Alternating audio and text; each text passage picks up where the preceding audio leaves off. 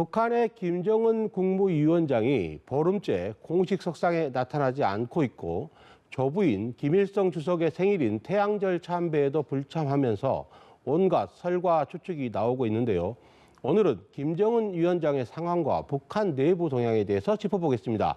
최용한 국가안보전략연구원 안보전략연구실장과 얘기 나눠보겠습니다. 어서 오십시오. 예, 안녕하십니까. 네, 말씀드린 대로 미국 CNN 방송 보도 처음 촉발이 됐는데 김정은 위원장의 건강 이상설, 한반도는 물론 온 세계가 지금 관심 있게 지켜보고 있습니다. 과연 김정은 위원장 살아있긴 한 겁니까? 어떻게 보십니까?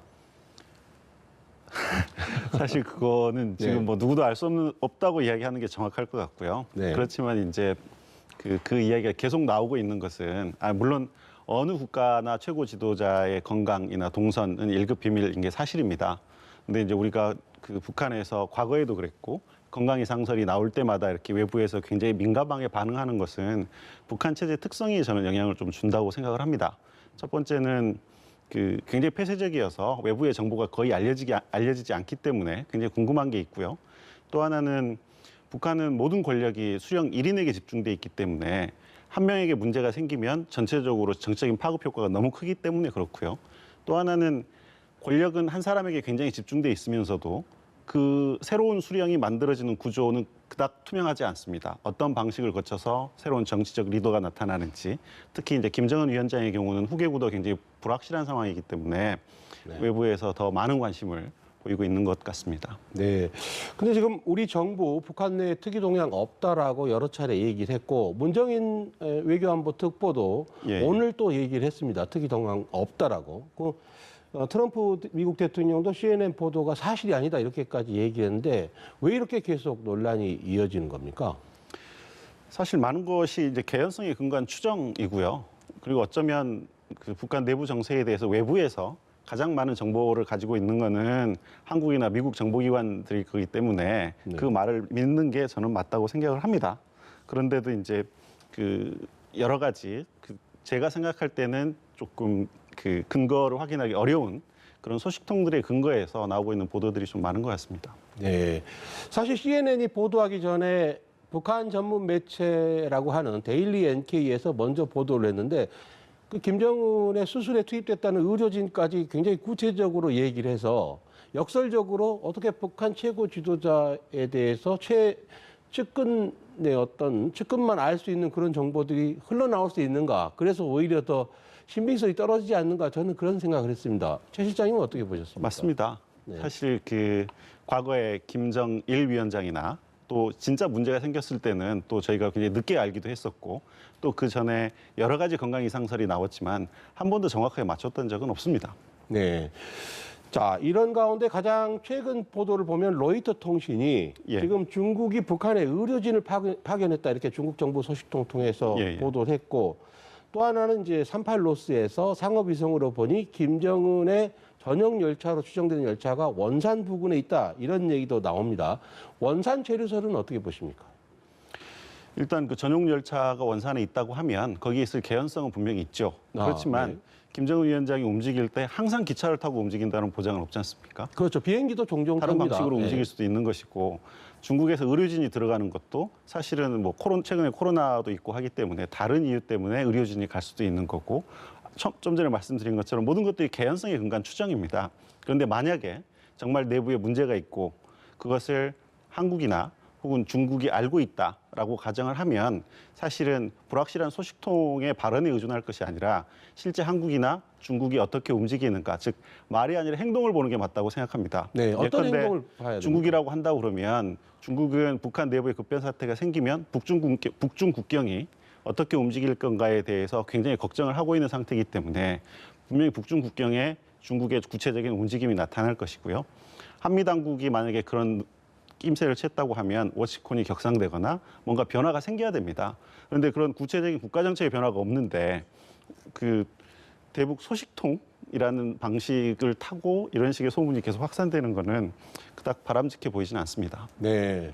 그러니까 현재까지 행동으로 봤을 때 어떤 변화를 보기 어렵다는 말씀인데요. 예, 맞습니다. 저도 개인적으로 사실은 언론들이 좀 미확인 보도를 너무 남발하고 있지 않나 그런 우려가 좀 들긴 합니다. 자, 무엇보다도 김정은 위원장의 어떤 상황에 대해서 건강 이상설이 제기된 배경 가운데 하나가 태양절, 예, 김일성 주석의 생일이죠. 4월 15일인데 그날 총선을 우리는 치르고 있었습니다만 태양절에 참배를 안 해서 그랬는데 이게 이례적인 거 맞습니까? 이렇게 건강 이상설이 확산될 정도로 이례적입니까? 사실 그 계기는 방금 말씀하신 것처럼 그 4월 15일 태양절 금수산 기념공전 참배를 하지 않은 것, 참배를 안 했다기보다는 참배가 보도되지 않은 것을 네. 기초로 많은 이야기들이 지금 나오고 있는 건 사실입니다. 그런데 김정은 위원장 취임 이후에, 집권 이후에 그 태양절 참배를 안 한 게 이번이 처음이기 때문에 이례적인 건 분명합니다. 그런데 집권 초기라고 한다 그러면 사실은 선대 수령의 권위에 기대서 본인의 정통성을 인정받아야 할 필요가 있지만 지금 김정은 위원장의 정권 장악력을 고려한다고 하면 선대 수령에 기대할 만큼 그렇게 취약한 상황은 아닙니다. 그래서 뭐 반드시 거기에 참석하지 않았다고 해서 너무너무 이례적이다. 네. 정권이 흔들릴 만큼 이렇게 생각하는 거는 좀 과대 해석이 아닌가. 그렇게 네, 생각합니다. 지금 최 시장님 말씀을 정리해 보면 오히려 자신의 권력 체계가 탄탄해졌기 때문에 굳이 선대 수령에 대해서 꼭 매번 안 가도 되는 상황까지 되지 않았나 이렇게도 해석할 수 있다. 이런 거꾸로 해석하면 말씀이죠. 네, 그렇게 해석할 수도 있다고 생각합니다. 그리고 아버지 김정일 국방위원장 같은 경우는 자신의 선친인 김일성 주석 생일에 매번 가지는 않았다면서요? 그게 뭐 항상 참석하는 게 기본적으로는 사실은 맞는 거고요. 네네. 그리고 이제 우리 그 유교 문화권에서도 뭐 그게 일반적으로 통용되는 거는 하지만 그게 뭐 반드시 그렇게 하지 않는 경우도 있고 가족끼리 참배를 하고 보도는 안 되고 하는 경우도 있기 때문에 그 모든 것을 일관적으로 하나의 기준으로 평가하는 건 아니라고 생각합니다. 네, 지금 뭐 전 세계 언론들이 북한의 동향에 대해서 특히 김정은 위원장의 상태에 대해서 관심을 보이고 있는데 정작 북한 언론 매체를 보면 간단한 예. 동정 보도만 하고 있거든요. 예를 들면 맞습니다. 오늘은 김정은 위원장이 백두산 밑에 있는 삼지연시의 일꾼들에게 감사했다 이렇게 감사를 전했다고 조선중앙방송이 예, 보도를 했는데 만약 김정은 위원장이 건재하다면 지금 이런 보도 상황에 대해서 북한은 상당히 흥미롭게 바라보고 있지 않을까 그런 생각이 들어요. 만약에 건재하다고 하면 뭐 네. 이것도 가정의 근거에서 하는 이야기이긴 네. 하지만 이 상황을 즐기면서 외부에서 북한 내부에 대해서 얼마나 정확하게 판단하고 있는지 한번 테스트하는 기회로 생각할 수도 있을 것 같고요. 네, 미국과 이 남한의 한국의 정보력에 대해서 한번 예, 한번 테스트해볼 체크해볼 수 기회가 될 있겠네요. 수도 있을 것 같고 또 하나는 외부에서 굉장히 세게 억측을 하고 있는 거기 때문에 네. 그거에 대해서 특별히 반응할 필요를 못 느끼고 있을 수도 있다고 생각합니다. 네, 그렇군요. 이제 김정은 위원장의 건강 이상설과 관련해서 도널드 트럼프 대통령이 CNN의 보도를 허위 보도라고 얘기를 했어요. 예, 예. 그걸 가지고 이제 CNN과 트럼프 대통령 사이에 둘이 관계가 굉장히 좋지 않다는 건 알고 있지 않습니까? 그래서 예, 그것 예. 때문에 더 강하게 얘기한 거라는 얘기도 있고 아니고 또 미국이 이미 정보 자산을 통해서 진위 검증을 끝냈다 이렇게도 보고 있습니다. 어느 쪽이라고 봐야 될까요? 사실 한미 당국이 만약에 이렇게 그 건강 이상설이 진행되어 있는 상황에서 기본적인 정보 공유를 하지 않을 이유가 없다고 생각하고요. 네. 그리고 이제 만약에 정말 건강 이상설이 생기고 한다고 하면 그 특정 지역의 통신이 갑자기 증가한다던가 하는 감출 수 없는 정보들이 있습니다. 네. 그런 것들에 대해서는 미국이 충분히 잡아낼 수 있는 능력이 있다고 생각을 합니다. 그런데 이제 그 트럼프 대통령의 발언 하나하나를 우리가 이제 꼼꼼히 살펴서 이렇게 해야 되는 분은 아닌 것 같아요. 말씀하시는 스타일이 얼마 전에 무슨 살균제 발언도 있고 하니까. 네. 근데 전반적으로 그 건강 이상선거 관련된 그 트럼프 대통령의 발언을 보면 나는 김정은하고 여전히 좋은 관계이고 이걸 강조하면서도 평소에 사이가 좋지 않았던 특정 언론사에 대해서 굉장히 비난하는 기회로 삼고 있고 그런 것 같습니다. 근데 트럼프 대통령이 김정은 위원장이 건강하기를 바란다라고 얘기를 했어요. 그건 어떤 의미가 있는 겁니까? 그냥 하는 얘기일까요? 그동안에 트럼프 대통령이 좀 전에도 말씀드린 것처럼 김정은 위원장과 본인의 사이는 굉장히 좋다고 이야기를 했고 네. 그리고 이제 선거 전략적인 측면에서 보더라도 그 북한 핵 문제는 본인의 굉장히 중요한 업적의 하나로 자랑을 하고 있었던 상황이기 때문에 네. 지금 북한이 새롭게 문제를 일으키는 것을 바라지도 않을 겁니다. 그런 의미에서는 그 북한하고의 관계 그리고 그 북한하고의 관계를 유지하고 있는 최고 지도자들 간의 어떤 친분 이거는 유지하고 싶었겠죠. 네.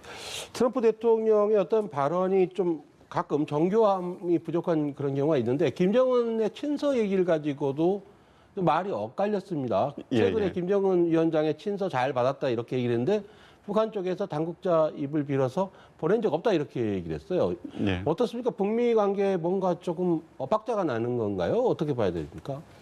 뭐 단순 해프닝일 수도 있고요. 근데 그동안에 있었던 것들로 보면 아주 정상적인 상황은 아닌 것 같은데 네. 좀 전에 그 말씀 나눈 것처럼 트럼프 대통령이 그 말씀하시는 스타일이 본인이 필요한 것이 있으면 숫자도 있다곤 틀리기도 하고 네. 그 사실관계, 선후관계를 바꾸기도 하시기 때문에 그거 하나하나에 민감하게 반응할 필요는 없는데 마침 이번 사안에 대해서는 북한이 좀 민감하게 반응한 것 같습니다. 바로 그 다음 날 네. 우리 보낸 적이 없다라고 이야기를 했기 때문에 그것은 북한이 그만큼 그 미국하고의 관계에 대해서 미국보다 훨씬 신경을 곤두세우고 있다는 반증이겠죠. 네.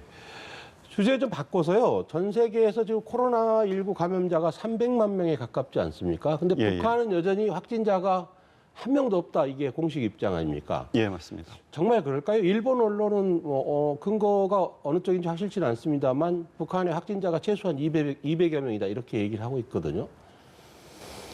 그 북한 노동신문의 보도를 보면 네. 그 감염병 확산과 관련돼서 3대 수령의 업적과 이번 현대 수령의 업적을 연결시켜서 이야기하는 표현들이 있거든요. 그래서 네. 북한의 논리로 따지면은 그 이렇게 하는 표현이 너무 과할 수도 있겠지만은 환자가 있어도 없어야 되는 상황입니다. 네. 그리고 이제 그거는 이제 그 있어도 논리적인 없어야 되는 상황이라는 말씀이시죠? 그 인정하면은 수령의 네. 권위가 손상되는 상황까지 온 거죠. 예. 이미 너무 세게 이야기를 했기 때문에. 네. 그런데 이제 사실은 그거보다는 이제 북한이 그 체제 특성상 통제를 굉장히 세게 할 수 있는 시스템을 가지고 있고 또 북중 국경에서 그 중국 쪽 환자 숫자가 그렇게 많지는 않았습니다. 그래서 이 정도 시간이 지나고도 북한이 이렇게 이야기를 할 수 있다면 어느 정도 통제에 자신감을 보이고 있다고 봐야 될 것 같고요. 그거는 최근에 그 김정은 위원장이 군부대 지도를 할 때 처음에는 동해안 쪽 부대에 갈 때는 마스크를 쓰고 있었는데 서해안 쪽으로 가면서 마스크를 벗는 횟수가 늘어났고 그렇습니다. 그리고 최고인민회의를 할 때도 전체 대의원들이 마스크를 벗고 진행하는 것을 보면 북한이 어느 정도 상황을 통제하는 데서 자신감을 보이고 있다라고는 느껴집니다. 그럼에도 불구하고 북한이 그 진단 시약이라든가 키트라든가 이런 부분이 좀 취약할 게 분명하기 때문에 실제로 정말 완벽하게 통제하고 있는지 아니면 어디에선가 문제가 생기고 있는데 그것을 북한이 감추고 있는 것인지 하는 우려는 계속 가질 수밖에 없는 상황인 것 같습니다. 네. 코로나19 말씀을 듣다 보니까 최근에 한 외신 보도에 예. 김정은 위원장의 주변을 경호하는 경호원 한 명이 확진자가 나타나서 그것 때문에 원산 쪽으로 자가격리 차원에서 갔다 뭐 이런 얘기도 있었습니다. 이것 또한 뭐 사실 추측 보도입니다만 그거와 관련이 있을까요? 어떻게 보십니까? 글쎄요, 그 건강이상설과 관련된 여러 가지 네. 추정 중에 하나라서 뭐 저는 모르겠습니다, 정확히. 네. 그런데 그 북한이 감염병을 관리를 할 때 제가 알기로 북한이 감염병에 대한 북한의 민감성은 그 감염성의 확산 속도라든가 위험성이라든가 이외에 하나가 더 있습니다. 최고 지도자의 안전입니다. 네. 최고 지도자의 안전과 그 바이러스가 최고 지도자에 가는 과정을 통제하는 게 감염병 관리와 관련된 프라이어리티 넘버 원입니다. 네. 그렇기 때문에 그럴 가능성은 사실은 굉장히 낮다고 보고요. 만약에 그런 일이 있었다면 북한 내부의 뭔가 체제 시스템이 굉장히 과거가 달라졌다고 봐야 되겠죠. 네. 최근에 북한을 다녀온 조선신보의 로금순 기자는 한 달 동안 호텔에 격리됐다 뭐 이런 얘기를 글로 썼었는데 만약 김정은 위원장이 코로나19 때문이라면 한 달 동안은 안 보일 가능성도 있겠다는 생각도 해봅니다. 자, 이제 내일이 4월 27일 판문점에서 남북 정상회담 문재인 대통령과 김정은 국무위원장이 만나서 도보다리를 걷고 그랬던 일이 바로 2년 전의 일인데 그동안의 남북 관계 어떻게 평가하십니까? 2년 동안의 남북 관계를 평가하신다면요? 사실 평창 올림픽 이후에 남북관계 급진전이 되면서 굉장히 큰 희망을 가지고 출발을 했죠. 기대감이 컸죠. 초기의 남북관계는 사실은 북한 핵 문제라는 게 결국에는 북미 핵협상이 굉장히 중요하기 때문에 북미 협력상을 여야히 만들어낼 것인가 그래서 네. 북을 어떻게 설득할 건가가 굉장히 중요한 작업이었었고 그게 2008년도에 4.27 그리고 9.19 정상선언으로 나타났다고 생각을 합니다.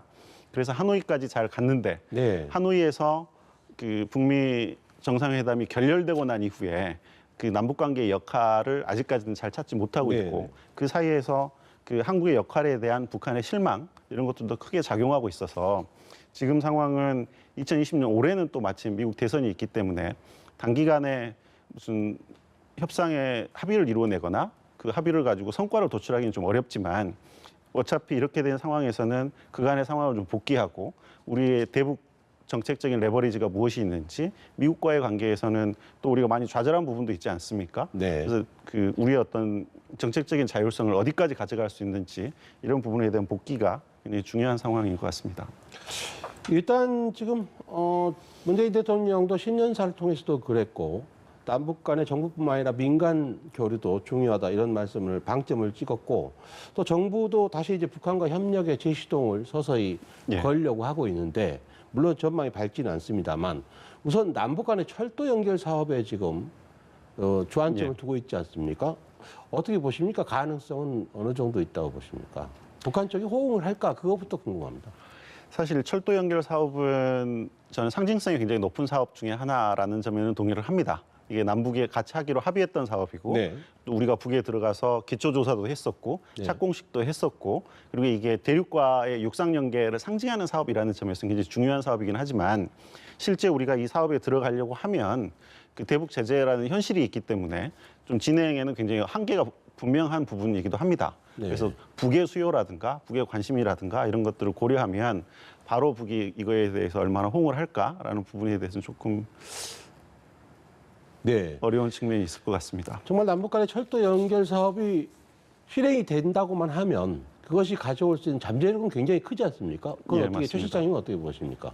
사실 철도 연결 사업은 그 2000년대 초반에 1차 남북 정상회담이 있고 나서 이른바 그 북방 정책이 나올 때부터 핵심 사업 중에 하나였었죠. 네. 대륙과의 육상 물류 연계 그리고 에너지망 연계라는 거는 우리가 그동안 반도 국가로 살던 나라가 이제 드디어 대륙 국가로 살아가는 커다란 변화를 상징하는 사업이긴 합니다.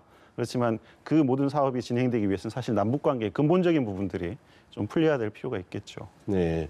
철도는 이제 표준이 굉장히 중요한 건데 예. 중국식 표준이 들어가기 전에 우리와 먼저 좀 표준을 맞췄으면 좋겠다 그런 생각을 많이 해봅니다. 맞습니다. 네. 끝으로 이제 방위비 관련 질문을 좀 드리려고 하는데 지금 한미 방위비 협상 곧 타결되는 것 같더니 다시 또 트럼프 대통령이 틀지 않았습니까? 예, 예. 우리 쪽에서 제시한 안을 트럼프 대통령이 내가 거부했다라고 직접 얘기를 했는데 이거 어떻게 될 것 같습니까? 이거 코로나19 문제 때문에 한미 간에 서로 협력이 되면서 이것이 방위비 협상에 긍정적으로 작용할 것이다 이렇게 분석을 했고 그렇게 기대를 했는데 지금 잘 안 되고 있어요. 전망 어떻게 보십니까? 저도 그렇게 기대를 했고 또 예. 실무진간엔 거의 합의가 된 것처럼 보도가 나와서 이번엔 드디어 잘 협상이 되는구나라고 생각을 했었는데 네. 역시 그 트럼프 대통령은 그 동맹에 대해서 동맹의 부담을 지우는 정책을 대통령이 되기 전부터 이야기를 했었고 되고 난 이후에도 한국뿐만이 아니라 일본에 대해서도 유럽에 대해서도 계속 그것을 요구하고 왔었던 거기 때문에 네. 한국에 대해서 만약에 트럼프 대통령이 여기서 물러서면 일본에 대해서도 물러서야 되고 유럽에 대해서도 물러서야 되기 때문에 트럼프 대통령 입장이 좀 강경했던 것 같아요. 특히 그 코로나 대응에 실패하면서 트럼프 대통령의 가장 강력한 업적이었던 경제 부분의 효과가 반감되는 측면이 있기 때문에 이 부분에 대해서는 트럼프 대통령이 좀 과도한 요구를 계속 하고 있다고 생각을 합니다. 네, 트럼프 대통령의 계산법은 코로나 협력은 협력이고 돈은 돈이다 그런 생각을 하고 계시는 것 네, 같습니다. 그런 것 같습니다. 네, 지금까지 최용환 국가안보전략연구원 안보전략연구실장과 얘기 나눠봤습니다. 오늘 말씀 고맙습니다. 네, 감사합니다.